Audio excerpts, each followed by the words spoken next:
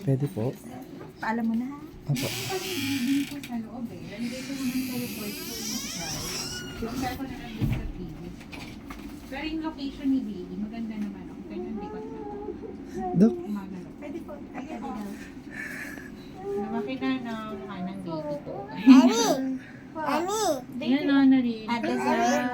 Ang likot to. meron na siya. Ang laki na. Opo. Ito yung head. Kita mo na nga yung nasal bone, no? Opo. Matangos ha. Pero kita niyo, di ba? Forehead niya to, nasal bone niya. Ito Mukhang yung malapad na back naman ang loob. Apo, baby. Ito yung May baby, spine niya po. Tapos yung heart niya po, maganda naman heartbeat ni baby. Yung heart rate niya is mga 165 po naman po. Normal po. And 165? Then, opo. Pag po mataas, wala pa po sa, sa gender. Opo, Last walang time- relation naman po sa gender. Last time 130. It changes Opo, naman po opo. parang tayo. Yun po nakikita po. So, ito yung arm niya po. This one. So, left. Tapos yung Kita na siya, Mia. right. Ito yung right arm. Tapos ito. Bakit ganun siya? Opo. Ito yung, yung legs niya po.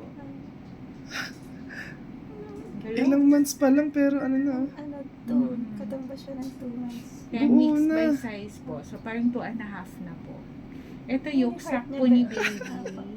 So, normal din po na may yolk sac. Diyan galing yung stem cells at nutrients niya. Tapos ito yung gestational sac, yung amnion po. So far, okay naman yung growth niya po. Yung sa hemorrhage na lang po, i-compare ko na lang sa previous. Ito manimik siya. Ay, tahimik na siya. Rest mo na siya.